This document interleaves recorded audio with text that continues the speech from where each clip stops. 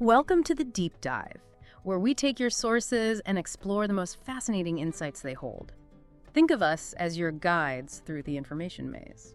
Our mission is really to help you cut through the noise, and grasp the core ideas, revealing maybe surprising connections and challenging some assumptions along the way. And for this deep dive, you've brought us some truly thought-provoking material. I mean, stuff that gets right to the heart of how we understand history, values, identity. It really does. We're looking at a blog post by Jorge Garapires, Ph.D., titled From Genesis to Genocide: How Christianity's Sexual Binary Wounds the World. Quite a title. Wow, yeah, that definitely grabs your attention. And alongside that, And complementing that, we have excerpts from a very lively debate between the historian Tom Holland and the philosopher A.C. Grayling, tackling that massive question. Did Christianity actually give us our human values? okay, so these sources, they don't pull any punches then. They seem to challenge common assumptions, offering really different perspectives on Christianity's complex historical footprint.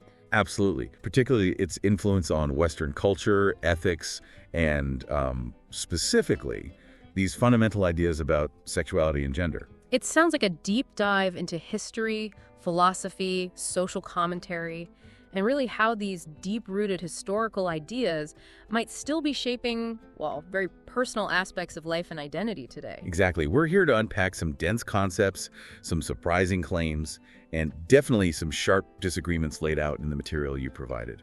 And just to be clear, our goal is to walk you through the arguments, the evidence presented in these sources, helping you understand the different viewpoints on this crucial topic without taking sides ourselves. Right. We're simply exploring the map you've given us, following the information where it leads in these specific texts. Okay, so let's get started. Let's unpack this, beginning with that really striking, provocative title from the blog post by Dr. Pires, From Genesis to Genocide.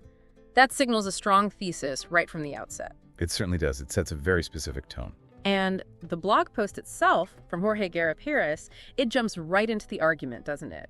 And interestingly, it actually references that very debate between Holland and Grayling we'll be looking at. That's right. Pires opens by highlighting a point made, I think, by Holland, perhaps in the debate or his related work, suggesting Christianity introduced the modern categories of heterosexuality and homosexuality. A concept Holland presents as maybe a significant historical development. Exactly. But Pires immediately reframes this. He doesn't see it as a breakthrough or just, simple categorization. He frames it quite powerfully as a wound. A wound. That's much stronger than just saying it categorized things differently. What does the author mean by that, according to the source you shared? Well, Pires argues that it's not that same-sex behavior or diverse gender expressions didn't exist before Christianity. The source is explicit. These were universal across human cultures, long before Christianity emerged. So they were always there. What Pires says Christianity did was something else. Something very specific and, in his view, damaging. It imposed a strict moral dualism onto these inherent existing human variations. Okay, so the acts, the expressions, they were present, but Christianity layered a rigid moral system on top. It sounds like he's saying it wasn't descriptive, but prescriptive and, judgmental. Exactly. He makes this very clear distinction. It wasn't about observing reality. It was about enforcing a moral code onto reality. Pires writes that Christianity institutionalized binary categories that seem almost natural to us now. Male, female, man, woman, husband, wife. Right, those seem fundamental. But then he adds the crucial and, in his view, damaging element. Heterosexual sinner. Wait, not homosexual, but heterosexual sinner. That's framing it very differently. Yeah. He's pairing the normative category with its moral opposite. Precisely. According to Pires, this system declared one side, the heterosexual norm, as holy, and the other side, basically anything outside that norm, anything labeled sinner, as depraved. Wow. And he states it directly with that really striking phrase. Christianity did not describe nature, it morally weaponized it. Morally weaponized. That suggests intent and harm. How does the author back this up? He contrasts this Christian approach with what came before, right? Yes, he contrasts it sharply with how many pre-Christian societies viewed sexuality. The source states that in those cultures, sexuality was far more fluid and status-based. It wasn't really seen through the lens of fixed inherent orientations as we tend to understand them today. Status-based. What does that actually mean in practice? Does the source give examples? Yeah, he points to ancient Greeks and Romans. They weren't primarily concerned with whether someone was inherently gay or straight. Instead, they judged sexual acts based on things like dominance versus passivity in the act itself, or age differences between partners, or their social standing, was one a citizen and the other a slave, for instance. So the context mattered more than the inherent nature of the attraction. That's the argument. The idea of a fixed, morally loaded orientation, a core identity based on who you're attracted to, just didn't exist in the same way. It was about the act, the social context, not a fixed being. That is a fundamental difference in how you even conceptualize human sexuality. It shifts the focus from who you are intrinsically to what you do and who you are in the social hierarchy when you do it. Absolutely. And Pyers doesn't just contrast this with the Greco-Roman world. He also points to non-Western cultures to illustrate the diversity and fluidity that existed outside this later Christian binary. Like what? He cites Burdaic traditions of Native America, sometimes referred to now as Two-Spirit traditions, and Hijra in South Asia, as examples of cultures that allowed for more gender variance and relational fluidity than the rigid binary he says Christianity imposed. Right. Established cultural roles and understandings that just don't fit neatly into those male-female, man-woman boxes. Exactly. And according to the blog post, what happened when Christianity became a dominant global force, particularly through colonization? Well, Pyers claims that as Christianity expanded, often hand-in-hand with colonial powers, it systematically erased these non-binary traditions in the cultures it encountered. He paints a picture of a sort of deliberate dismantling of existing, more fluid social and sexual systems. Erase them. That's a strong verb. It is. Yeah. And the author makes the very serious claim that we're still paying the price for this historical imposition of binaries. What evidence does the blog post offer for this ongoing cost, this lasting impact of the wound he describes? This is where the argument becomes very stark, very contemporary. The source provides several examples directly linking violence and suffering today to these Christian-rooted binaries. Pyers states unequivocally that people are quite literally being killed over these binaries. That's a heavy and tragic statement. What specific concrete examples from the source illustrate this? The blog post points to several regions and situations. It mentions Uganda and Nigeria, claiming that U.S.-backed evangelical groups helped institutionalize laws that criminalize homosexuality, some punishable by death. So, the claim is, this isn't just ancient history buried in texts, but that contemporary religious influence is still driving legal and social harm based on this foundational binary. That's precisely the argument Pyers is making. He also points to Brazil, noting that the murder rate of LGBTQ+ individuals remains alarmingly high, often in regions steeped in conservative Christianity. Suggesting a correlation, at least, between conservative Christian areas and this specific kind of violence? Right. Suggesting a cultural climate where these binaries contribute to, well, deadly outcomes. And he brings it closer to home for many listeners, too. In the U.S. and U.K.? Yes. He cites the devastating statistics regarding trans and non-binary youth in the U.S. and U.K. who face suicide rates many times the national average. And the source attributes this specifically to familial rejection and cultural shaming rooted in Christian moral narratives. So the harm isn't just physical violence or legal penalties, but also profound psychological and social suffering driven by norms he traces back to this Christian binary. Exactly. These are powerful and tragic examples used by the author to argue for the real-world, present-day consequences of the historical binaries he's describing. And he loops back, interestingly, to the Holland-Grayling debate, anticipating a common argument about Christianity's positive contributions. Which argument is that? Well, the argument often made, maybe by people like Holland, that Christianity gives inherent dignity to every individual because everyone is created in God's image. Pyers addresses this head-on. And how does he counter it? He counters that this dignity, in the context of the Christian binary, has been selectively applied throughout history. Meaning it's only really extended to those who conform to the established Christian norms and categories. Precisely. He argues that Christianity has historically only offered this dignity and acceptance to those who conform to its imposed structures, including the sexual and gender binaries. And he uses that really potent metaphor. Which one? Christianity invented the cage and congratulated itself for loosening the lock. Wow. That metaphor is quite provocative. It suggests any progress or dignity extended isn't a genuine gift, but maybe just a slight easing of a restriction that Christianity itself created in the first place. That's the sharp critique he presents. And he builds on this, echoing a concept from A.C. Grayling in the debate, the idea of moral laundering. Ah, yes. The idea that positive social changes that came later might be retroactively credited to Christianity when they actually emerged despite it, or maybe because of other influences entirely. Precisely. Pyers argues that important positive social forces we often credit to Western progress, things like secularism, the rise of science, the development of modern rights discourse, didn't grow organically from the heart of Christian doctrine. So where did they come from in his view? He claims they emerged as ruptures from it. They were breaks with or reactions against established Christian norms, rather than natural outgrowths of Christian teaching. So he sees these positive developments as emerging despite Christian influence, not because of it. That's a fundamental challenge to a common narrative. It is. He views Christianity as having, quote, created many of the social problems it now demands applause for, slightly ameliorating. That's a very direct challenge to the idea of Christianity being the primary source of positive Western social values. And how does he conclude this powerful argument in the blog post? He ends by stating that pretending Christianity's categorization of sexuality was some kind of gift or just a natural development is fundamentally misguided. He says it's like mistaking a scar for a tattoo. A scar for a tattoo, meaning something imposed and damaging mistaken for something chosen or beautiful. Exactly. He reiterates that these binaries were not inevitable historical developments. Crucially, they were not neutral, implying they carried inherent moral judgment. And they were definitively not benign, meaning they have caused real tangible harm. Then he uses that phrase, not relics, they are weapons. Yes, that's the final punchy line. Pyers calls these binaries Christian ghosts that continue to haunt law books, classrooms, pulpits, and family dinner tables, influencing institutions and personal lives today. And he concludes by declaring that they are not relics, they are weapons, and it's time we disarmed them. Okay. So just to recap Dr. Pyers' argument in this piece, he's essentially saying Christianity didn't just categorize sexuality in a new way, it imposed a rigid, morally charged, judgmental binary that was fundamentally harsher and less fluid than many understandings that existed before and outside of Christianity.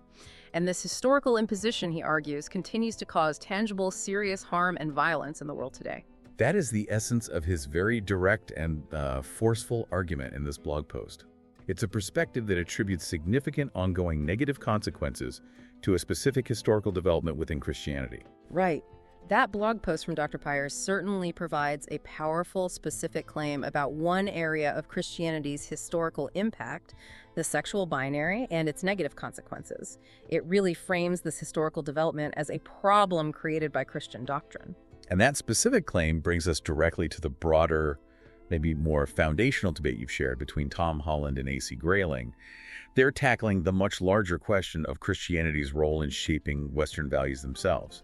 Was Christianity a source of positive values, or did it actually hinder progress? Exactly. Their debate, did Christianity give us our human values, provides essential context and maybe some counterpoints to Dr. Pyers' specific critique. We've got Holland, a historian who's written extensively on this, and Grayling, a philosopher and prominent humanist, offering dramatically different interpretations of the same history. It sounds like quite a clash.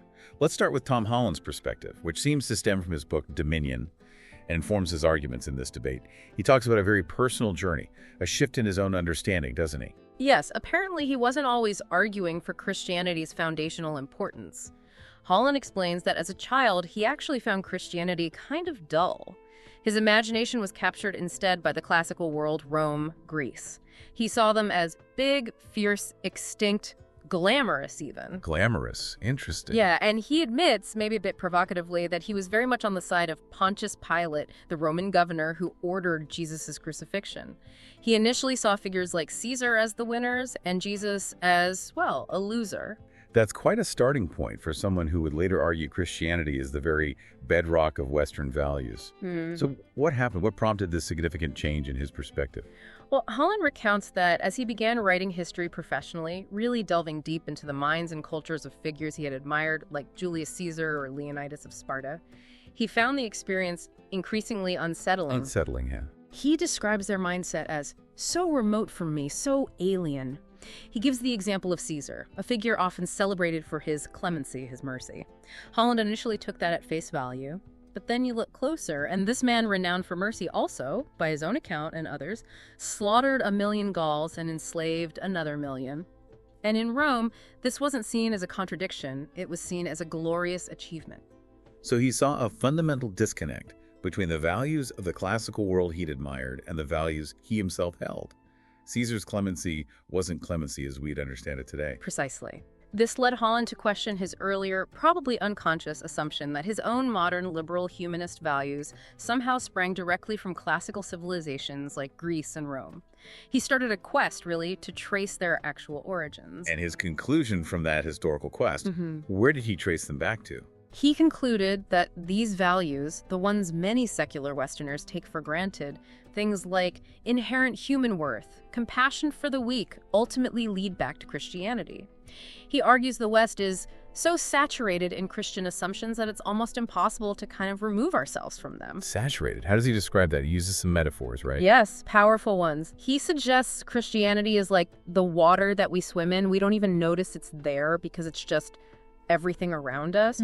Or another metaphor he uses, maybe a bit more controversially, is that it's like radioactivity leaking, reaching everywhere, affecting people in ways they may not appreciate or even actively deny. Wow.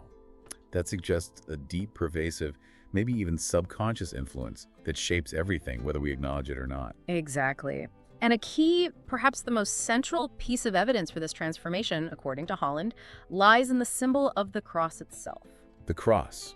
For many people today, it's the ultimate symbol of Christianity, maybe of faith, sacrifice. Yeah. Right. But Holland argues it was something entirely different, something horrifying in its original context. He really emphasizes the astonishing, almost unthinkable radicalism of the cross as a symbol in the Roman world.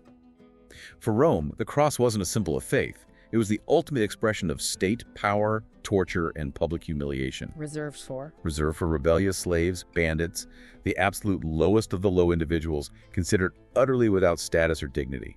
It wasn't just execution, it was designed to be excruciatingly painful, degrading, and to strip the victim of any last shred of humanity in full public view. He describes the physical agony, doesn't he? Yes, forcing the victim to pull themselves up just to breathe, feeling metal scraping against bone, naked, shamed, left to die slowly over hours, sometimes days. It was the absolute epitome of power asserting itself over the powerless. Utter degradation. And what did Christianity do with this symbol of ultimate degradation and state terror? It performed an astonishing inversion. Christianity turned on its head. From this symbol of degradation came the notion of triumph. From humiliation, glory. From death, life. The core radical idea was that someone suffering this most abject slave's death on Rome's instrument of terror was in fact the creator of all heaven and earth. That does sound utterly countercultural, even offensive to the Roman mindset where status and power were everything. It was a radical concept, according to Holland. He calls it nothing less than a detonation under the fundamental assumptions of Roman society, a society built on the idea that elites mattered, the strong dominated the weak, and suffering was a sign of failure, not divinity. The idea that the divine could be found in the most abject suffering, in the lowest of the low, was revolutionary. And what did this radical redefinition of the cross mean for the development of Western values, according to Holland's argument presented here? He argues it fundamentally shifts where dignity is located. It gives dignity to people who previously would not have been afforded dignity by anyone. It embeds right at the heart of Western thought the idea that in the victim can triumph over the person who is victimizing him, and that the lowest of the low might in a sense be the highest. This wasn't just some abstract theological point, it had profound social implications. So the value isn't inherent in power or status anymore, but something intrinsic, something present even in suffering or marginalization. Exactly, and Holland argues the speed and impact of this explosion of new values are measured by the fact that now, by and large, we tend to take for granted the lowest of the low do have a dignity.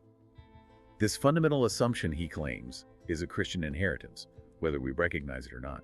He also specifically links this transformative message to the Apostle Paul, right, in the New Testament. Yes, Holland sees Paul's message, particularly that famous line in the letter to the Galatians, as foundational.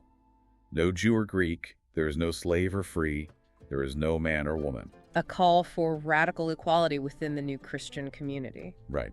Now, Holland acknowledges this draws on some existing concepts, maybe Stoic ideas of cosmopolitanism or Roman concepts of universal citizenship. But Paul gives it a radical new dimension. It's universal because the God who loved the Jews now loves all of humanity equally, through Christ. And Paul himself acknowledged how shocking this message was, didn't he? Calling the crucifixion folly to the Gentiles. Precisely. Because for Jews, the idea of human being, especially one executed so shamefully, being part of the singular God was blasphemy. But for Romans and Greeks, the Gentiles presenting a crucified criminal as the real Son of God, deliberately contrasting with figures like the Emperor Augustus, who was also presented as a divine son. Well, that was immensely shocking, even ludicrous. And then extending that. And then extending the idea that everyone, slaves, tanners, prostitutes, all people considered low status and unclean, could be children of God, part of this divine family. Holland argues this was a radical recalibration of the status-based hierarchical assumptions of classical society, where your worth was entirely defined by your social position. Okay, so that's Holland's case. Christianity as a fundamentally transformative force, injecting radical new ideas about dignity, suffering, equality into the Western world, ideas originating from the shocking symbol of the cross and the universalizing message of figures like Paul. A deep cultural shift. That's a good summary of his core argument as presented here. Now let's pivot to A.C. Grayling. His perspective, outlined in his own work and presented in this debate, offers a very, very different historical narrative. He doesn't start with the Quran as a source of revolutionary values. No, he seems to start with Christianity's arrival being less positive. Much less positive. Yes? The excerpts show Grayling immediately highlighting what he sees as Christianity's destructive impact on existing culture. Well, he quotes from his book, describing the early Christian period in really harsh terms. He speaks of Christian zealots actively destroying pagan culture, smashing temples, defacing paintings, burning libraries full of books. He laments the immense loss of literature, philosophy, history, and general culture caused by what he calls an orgy of effacement that, in his view, lasted for centuries. An orgy of effacement, that sets a very different tone, emphasizing loss and destruction, not innovation or preservation. Exactly. So he sees Christianity arriving and actively setting back cultural progress by destroying existing knowledge and institutions. And he argues that Christianity didn't actually represent a radical break or a fundamentally new set of ideas anyway. How does he frame it then? He argues it fit into a larger, pre-existing historical and philosophical picture.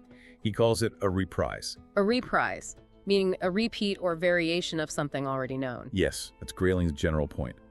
He argues that Christianity is essentially a reprise of what had been very commonplace tropes in the mythologies of the Middle East, stretching back millennia. What kind of tropes? He points to recurring themes like the dying and resurrecting God figure, or an immortal who suffers for having done something for mankind. He cites figures like Prometheus from Greek myth, as an example of the latter, someone punished for helping humanity. So the core narrative elements of Christianity, like divine suffering and resurrection, weren't unique inventions in his view, but variations on much older myths floating around the region. That's Grayling's claim. He calls Christianity a thin covering over a scaffolding which is fundamentally classical. He argues that Greek and Roman civilizations were the true driving forces that transmitted and refined knowledge from earlier cultures, but critically added philosophy, science, rational inquiry, theater, political thought, forging what he calls the mind of Europe. So for Grayling, the really significant intellectual and cultural groundwork was laid by the classical world, and Christianity simply built on, or maybe sometimes is overlaid, that existing structure without adding much truly original. That's his argument. And his particular point focuses specifically on ethics. He claims the ethics of the very, very early church, as reflected in some New Testament writings, were actually unlivable. Unlivable? What does he mean by that? Impractical? Yes, impractical for everyday life in a continuing society. They urged followers to give away all possessions, take no care for tomorrow, even deny family ties. Why would they promote that? Grayling argues it's because the very first Christians genuinely expected the parousia, the second coming of Jesus, and the end of the world imminently, like any day now. So long-term planning or worldly attachments were pointless. Okay. But the world didn't end, so they needed a different ethical framework. Exactly. Grayling claims that when the world didn't end, Christianity needed an ethic suitable for living in the world, day to day. And where did they get it?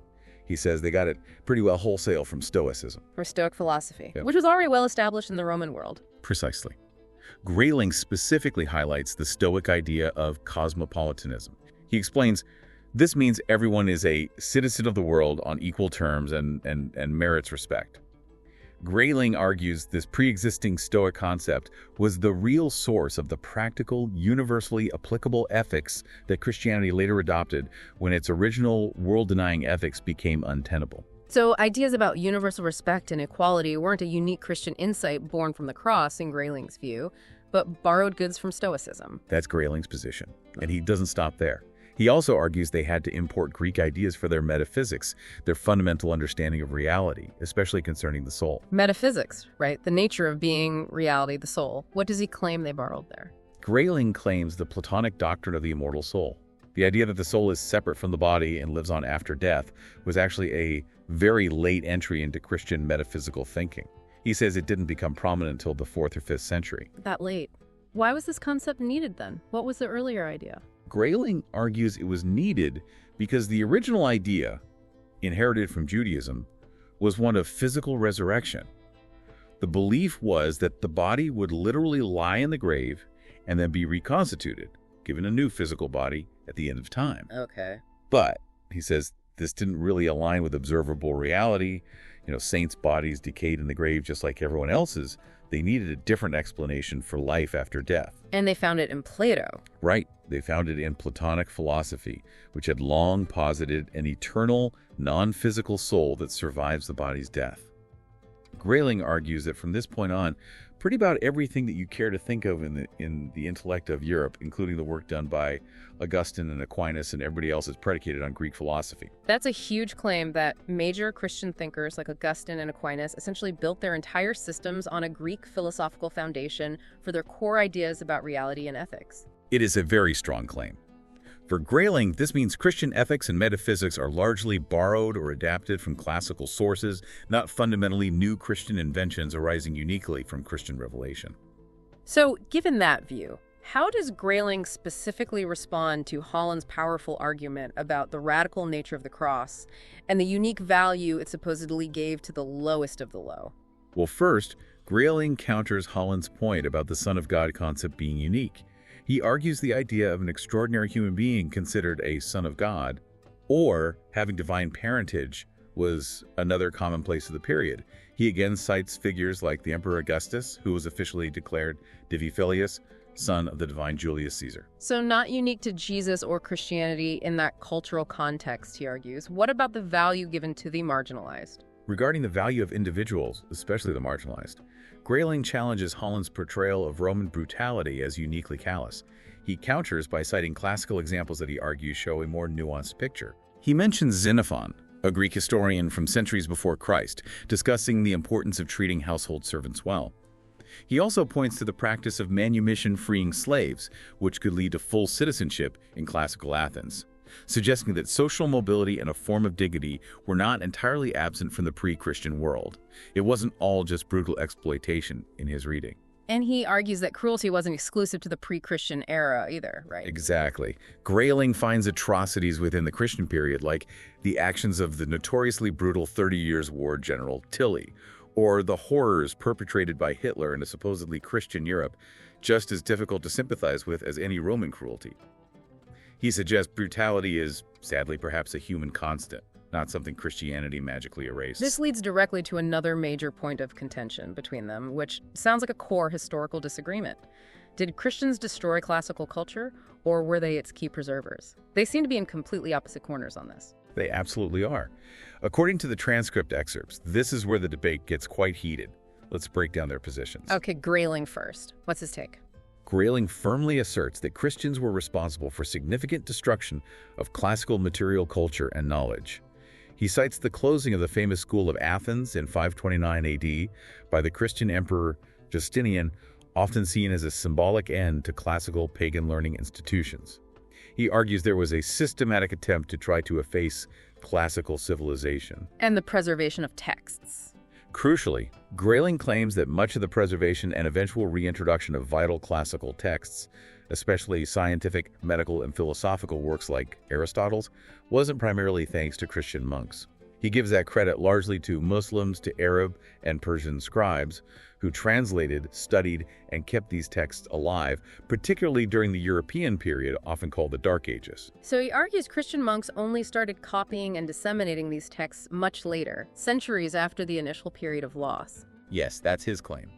He points to the relative scarcity of knowledge transmission within Europe during, say, the 4th to 8th centuries as evidence of this loss and the subsequent importance of the Arab world's role. For Grayling, this period was a dark age, partly caused by Christian actions. Okay, so the narrative there is Christianity caused a break, destroyed knowledge, and it was largely non-Christian cultures that preserved the crucial bits. What's Holland's response? Holland vehemently denies this narrative. He argues there is no evidence in primary sources like the Theodosian Code, a major collection of Roman laws from the Christian era, that prescribes the wholesale destruction of classical works by Christians. He argues the opposite happened. Exactly. He argues Christian monks in monasteries, both in the Latin West and the Greek-speaking East around Constantinople, were systematically copying classical works throughout this period.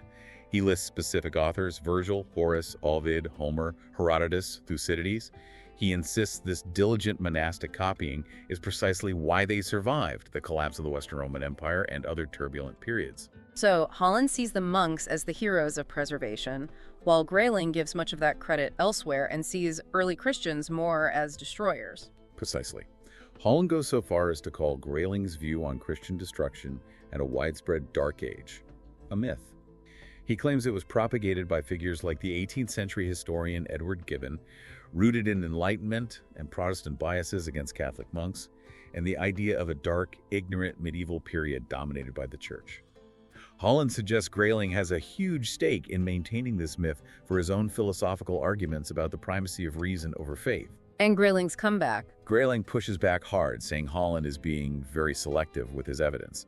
He reiterates his point that while monks did copy some things later, the early period saw significant loss, and the Arab-Persian role in preserving and transmitting many crucial scientific and philosophical texts was undeniable and vital during the very period Europe was arguably losing them or had limited access. That is a fundamental historical disagreement with massive implications for how one views the overall impact of Christianity on Western civilization. Wow. Okay, moving on, they also present conflicting views on another major historical development: the abolition of slavery in the West. Was it primarily driven by Christian conviction or rooted more in Enlightenment rationalism? Another major point of divergence, absolutely. Let's look at Holland's view first. Okay. Holland sees the anti-slavery movement, particularly in the Anglo-American world where it gained real political traction, as so fundamentally evangelical. Evangelical, meaning driven by Protestant revivalist movements. Yes. He argues that when slavery became intensely racialized in the 18th century, becoming overwhelmingly about the enslavement of Black Africans, it forced Christians, particularly Protestants, to confront Paul's declaration of no Greek or Jew, no slave or free. For Holland, this raised the unavoidable question: did that radical equality also mean no black or white? A direct challenge to the racial hierarchy of slavery based on core Christian scripture. That's Holland's argument. He believes this conviction, driven by what he calls a radical Protestant idea of the flame of the Spirit illumining the heart, the idea that God speaks directly to individual conscience, bypassing established church hierarchy, was what truly animated groups like the Quakers and evangelical abolitionists. This inner conviction, he argues, led to relentless political pressure. Does he acknowledge other influences? Yes, he acknowledges that figures like the politician Castlereagh also framed abolition arguments in terms of natural rights, which Holland himself traces back to earlier Catholic canon law concepts. And he accepts that Enlightenment ideas about reason and rights also contributed. But for Holland, these were all part of the same matrix, different iterations or expressions of fundamentally Christian theological concepts about human dignity and equality. So Holland argues that the core moral impulse, the driving energy, and even the language used by the most fervent abolitionists were fundamentally Christian at their root. That's his case. Grayling, however, views it very differently. How so? Grayling argues that the sheer persistence of slavery until the 19th century, after more than 1,500 years of Christianity being dominant in Europe and its colonies, actually shows that Christianity was an extremely weak force if its core message was truly supposed to prevent or abolish slavery. He uses the longevity of slavery under Christianity as evidence against Christianity being the driving force for abolition. Exactly. He contrasts the possibility, however limited, of slaves achieving status and even citizenship in classical times, like in Athens, with the extremely limited opportunity for black slaves in 18th, 19th century America, despite centuries of Christian dominance. He asks, if Christianity was the source of dignity, why did racialized chattel slavery become so entrenched in heavily Christian societies, and why did it take so long to abolish? A powerful counter-question. So what does Grayling see as the primary driver? For Grayling, the primary impetus for abolition was rationalist Enlightenment sort of philosophy. Even if some individuals who are religious express these abolitionist ideas, Grayling sees the core motivation as reason, universal human rights, and empathy emerging from secular or philosophical thought, not primarily from religious doctrine. He gives an example, right? Yes, he cites the example of a Huguenot, French, Protestant, Quaker teacher in the 18th century who, through observation and reason, recognized the intellectual equality of the slave children he taught. This realization agitated the Quaker community towards abolition. But Grayling significantly points out that this agitation happened during a period when the grip of the major religious denominations was loosening in society. So he suggests slavery was overturned not because of Christianity's strength, but perhaps because society was becoming less dominated by traditional Christianity, allowing these rationalistic ideas of equality to take hold more effectively. That's his argument. He flips the narrative entirely. Abolition happened as Christian influence waned, driven primarily by rationalism, even if it sometimes wore religious clothing. Okay, another deep disagreement. Finally, they clash over the origins of modern humanism and secularism itself. Holland suggests modern secular humanism is fundamentally Christian in its roots, while Grayling sees it as a product of reason and entirely separate philosophical traditions. This is a core point of contention for both of them, it seems. Holland makes the rather bold claim that modern humanists are essentially Christians. Essentially Christians, even if they're atheists or agnostics. Yes. He argues that secular humanists, even if they explicitly reject the supernatural aspects of Christianity, God, miracles, etc., operate from a value system so deeply shaped by centuries Christian culture that they are, at their core, adhering to Christian assumptions about human worth, progress, and morality. Because the water they swim in is Christian, to use his earlier metaphor. Exactly. He believes the West's saturation in Christian ideas means that even movements that seem anti-Christian, like the Enlightenment with its emphasis on reason over revelation, are just iterations or secularized versions of core Christian narratives, the desire to reform society, to overthrow superstition, to achieve a kind of salvation on earth. And he specifically links the foundational humanist idea of inherent human dignity back to Christianity. He does, very explicitly. Holland contends that the fundamental idea of universal human dignity and special human status goes right back to the beginning of the Bible, to Genesis, where it says God creates man and woman in his own image.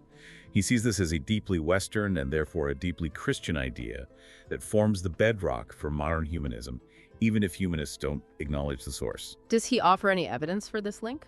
As supporting evidence, he points out, somewhat provocatively perhaps, that international humanism conferences are held almost exclusively in historically Christian countries, many of them Protestant.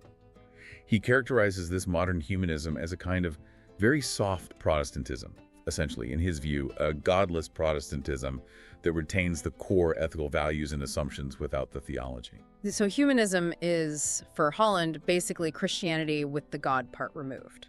That's his provocative characterization. Now, Grayling's counter. He pretty much dismisses Holland's view as a mere assertion, an unsupported claim.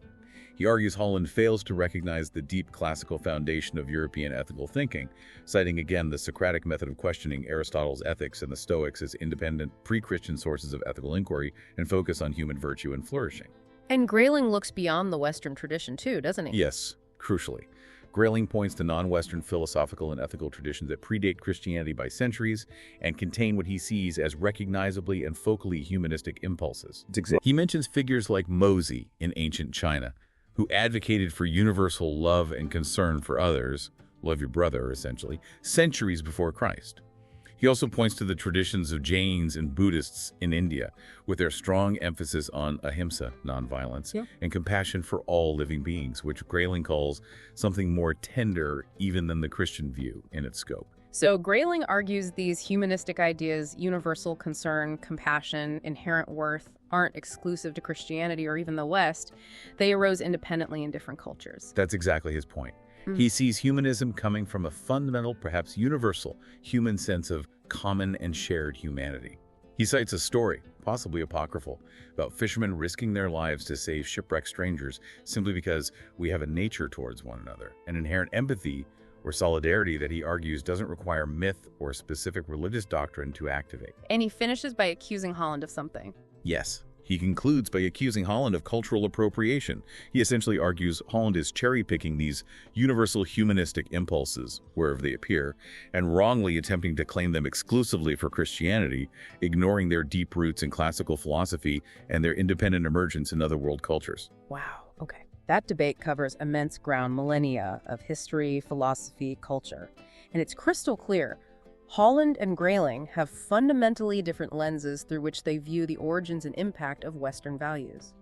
Holland sees Christianity as the revolutionary source, the detonation that changed everything. Grayling sees it as largely derivative, sometimes obstructive, with the real positive forces coming from the classical tradition, Enlightenment reason, and perhaps broader humanistic impulses found globally. And these profound clashing interpretations directly impact how we might understand the specific claim from Dr. Pyers that we started with his argument that Christianity uniquely created and weaponized the sexual binary, causing deep and ongoing harm. That's the crucial connection, isn't it? How do these broader historical frameworks inform that specific critique? Let's try looking at it through Holland's lens first. If we accept his view that Christianity injected radical new concepts like the dignity of the lowliest, rooted in the cross, and fundamentally reshaped ideas about the body and sex, maybe shifting away from status-based exploitation towards concepts like fidelity, consent within marriage, the sacredness of the marital bond, how does that perspective grapple with Pyers' argument about the harmful binary? Well, from a Holland-esque perspective, one might argue it's complex. One might suggest that the specific Christian emphasis on, say, bodily integrity, sexual restraint outside of a specific context, lifelong monogamous marriage, and the sacredness of that union. Even if these ideas were later rigidly applied or distorted into the harmful binaries Pyers describes, they might have originated as a necessary historical step away from the often brutal, status-based and exploitative sexuality of the classical world that Holland finds so alien. So, the binary Pyers attacks might be seen, in this view, not as the primary goal of the original Christian impulse, but perhaps as an unfortunate overcorrection, or a rigid institutionalization, maybe even a distortion of concepts like monogamy, fidelity, or bodily sacredness that were themselves intended as positive breaks from the past abuses. That's one possible line of argument from that perspective, yes. The attempt to define and regulate sexuality more strictly, while leading to the severe negative outcomes Pyers rightly highlights, might be seen as stemming from a deeper, arguably positive impulse in Holland's view, an impulse to protect individuals, especially the vulnerable, and elevate relationships beyond simple dominance, status, or fleeting desire. The binary becomes a flawed manifestation, perhaps, of an earlier, potentially valuable shift. Okay, that's one way to frame it through Holland's lens. But now let's flip it. What if we lean more towards Grayling's view that Christianity borrowed heavily from classical ethics and metaphysics, that rational thought and non-Western traditions also contain powerful humanistic impulses independently, and that Christianity sometimes actively hindered progress, like maybe destroying texts or enabling the long persistence of slavery? Right. If you start from that framework, then Pyers' argument about the Christian sexual binary being a unique, morally weaponized imposition seems, well, much more plausible, and perhaps left like an unfair oversimplification of a well-intentioned historical shift. How so? A Grayling-esque perspective might look at the fluidity and variance Pyers describes in pre-Christian and non-Western societies like the Bird-Ache or Hedra traditions and see them as potentially more aligned with a rational, non-dogmatic understanding of human nature and its diverse expressions. So, in that view, the later Christian imposition of a strict male-female heterosexual sinner binary wouldn't be seen as an outgrowth of some unique Christian moral insight about dignity. Exactly. It might be seen instead as a specific, perhaps unnecessary, or even actively regressive development. A departure from prior flexibility, and maybe even a departure from universal humanistic principles of tolerance or acceptance found elsewhere. It becomes a specific dogmatic structure imposed onto human reality, rather than arising from it or improving upon the past in a straightforward way. So from this angle, the wound described by Pyers isn't some accidental byproduct of an otherwise positive shift. It's arguably a direct result of a specific, perhaps unique Christian dogmatic structure that imposed rigidity where fluidity existed before, and did so with a harsh moral judgment that, as Pyers shows, continues to cause real harm. It aligns more with Grayling's picture of Christianity, sometimes imposing structures that create problems rather than solving them. Precisely. It really highlights the fundamental challenge in analyzing this kind of long-term historical influence, doesn't it? Is Christianity primarily responsible for genuinely positive moral innovations that reshaped the world for the better, bringing concepts like universal dignity? Or is it more responsible, at least in some areas, for creating problems by imposing rigid, often harmful structures based on borrowed or repurposed ideas, perhaps overlaid with a unique theological justification? And the related question, is Christianity uniquely responsible for the specific harm caused by the sexual binary in the way Pyers suggests, contrasting it so sharply with other global traditions? Or are these kinds of binaries simply a particular Christian cultural manifestation of broader human tendencies towards categorization, social control, or defining in-groups and out-groups that could potentially emerge in any sufficiently organized tradition under certain historical pressures? These sources force us to confront these difficult questions head-on. Pyers focuses intensely, powerfully, on a specific outcome, the binary, and its tangible current harm, and attributes it directly to a unique Christian imposition, contrasting it sharply with other cultural approaches he sees as more fluid or accepting. While Holland sees Christianity as the foundational, transformative source of core Western values like dignity, arguing it introduced fundamentally new concepts that implicitly reshaped understandings of everything, including sexuality, perhaps through ideas like bodily integrity and lasting marital bonds. And Grayling pushes back, seeing many Christian concepts as derivative of classical or other sources, arguing that positive change often came from Enlightenment rationalism or universal humanism, sometimes even emerging despite, rather than because of, Christian dominance. This perspective lends support to the idea that the specific binary Pyers describes might be a distinct, imposed problem, not necessarily inherent in universal human values or an inevitable development. It's such a complex tapestry of influence, rupture, adaptation, reinterpretation. How much of what we consider Western values or Christian influence is truly fundamental invention versus clever adaptation or even unintended consequence? How much of that influence has been genuinely beneficial versus demonstrably harmful over the long run? And maybe the hardest part. How do we distinguish between a historical concept in its initial context, perhaps with a specific, maybe even defensible purpose, then in its later, perhaps distorted or weaponized applications that cause undeniable harm today? Pyers' argument is so powerful because it focuses relentlessly on that harmful outcome, while Holland and Grayling are debating the nature and originality of the historical origin itself. These sources really compel us to think critically about the narratives we inherit, don't they? About the foundations of our culture, our ethics, and how those narratives continue to shape our understanding of ourselves and society today, especially on sensitive and deeply personal issues like sexuality and gender identity. They make it abundantly clear that the story of where our values come from is far from settled and remains open to intense, ongoing debate. Absolutely. It certainly makes you wonder about the origins of other concepts we take for granted, too. Are they truly unique to one tradition, born in a specific historical moment? Or are they perhaps echoes of much older, broader human impulses, just filtered through specific cultural lenses, sometimes to beneficial effect, and sometimes, as Pyers argues in this case, causing lasting wounds? A crucial question indeed. This has been a very deep dive, exploring some really challenging ideas about history, values, and the disputed origins of concepts like the sexual binary. We've navigated the powerful argument from Jorge Guerra-Pérez, focusing on the specific impact of Christian binaries viewed as a historical wound, causing very real present-day harm. And we've explored the broader, foundational historical debate between Tom Holland and A.C. Grayling, who offer fundamentally opposing views on whether Christianity fundamentally gave us our core human values or merely repurposed existing traditions, sometimes arguably to the detriment of existing culture and knowledge. Thank you for bringing us these incredibly rich and challenging sources, and for joining us on this exploration of their core ideas and their profound disagreements. We hope this walkthrough has provided you with a clearer understanding of the different perspectives, the arguments, and the historical evidence presented in the material you shared, laying out the differing viewpoints without us endorsing any particular one. It certainly leaves us with a lot to think about regarding how the past continues to shape the present, often in ways we don't immediately recognize or fully understand. Indeed it does. Maybe consider this as we wrap up. If, as these sources strongly suggest from different angles, many of our deeply held modern values, particularly concerning things like dignity, equality, and even our basic understanding of sexuality, are saturated with complex, sometimes conflicting historical influences that we may not even fully recognize. How does understanding those tangled and debated origins, realizing the story isn't simple, change the way we think about those values today? Or perhaps more importantly, how does it affect our view on the possibility of changing or evolving those values in the future? That is a question worth mulling over, for sure. The past is never simple, is it? and its influence is ongoing Absolutely. until the next deep dive. Keep exploring.